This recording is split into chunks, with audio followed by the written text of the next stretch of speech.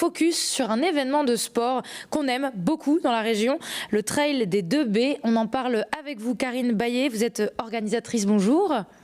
Bonjour. Alors ça approche à grands pas puisque c'est ce dimanche 23 janvier. Quelques mots peut-être pour nous décrire un petit peu ce rendez-vous plutôt fait pour les aventuriers.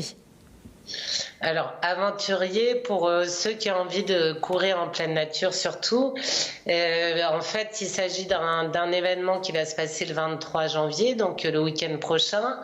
On propose 4 formats différents, donc une course de 10 km qui va se faire sur la plage et dans les dunes, une course de 21 km et une course pour les personnes un peu plus entraînées de 38 km.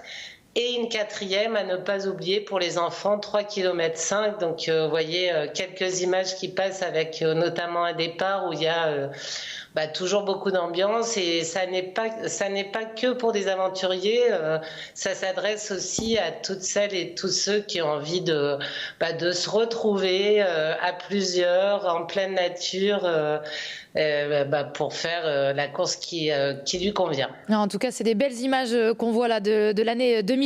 Ça rassemble toujours beaucoup de monde, hein. Oui, on essaie de rassembler du monde, hein, même si on a une jauge limitée aujourd'hui. Je pense là, à ce jour, on a 1100 inscrits. Je pense qu'on approchera les 1500.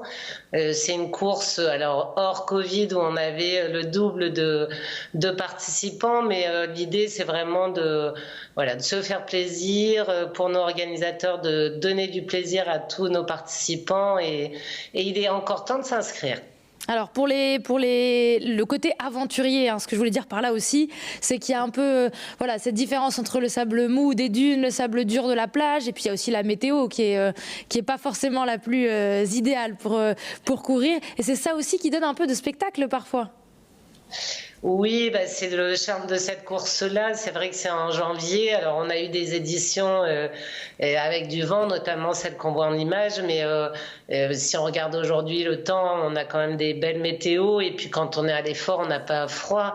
Après, c'est sûr qu'on va rencontrer de la plage, on va voir un petit peu de dunes. Mais il y a beaucoup de convivialité, d'entraide. Et puis, comme il y a des formats différents, chacun peut trouver vraiment la course qui lui convient. Alors je rebondis sur ce côté environnement, puisque les coureurs vont évoluer sur plusieurs zones protégées, dont la pointe nord du Touquet d'ailleurs.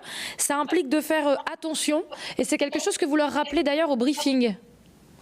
Oui, effectivement, on passe, c'est une course 100% nature et presque 100% sable, et donc on rappelle à tous les coureurs de respecter la nature. Et c'est vrai que notre passage, par exemple sur la pointe nord, il se fait très loin des dunes parce que c'est une zone protégée, et ça, c'est vrai que c'est un rappel qu'on fait à chaque fois.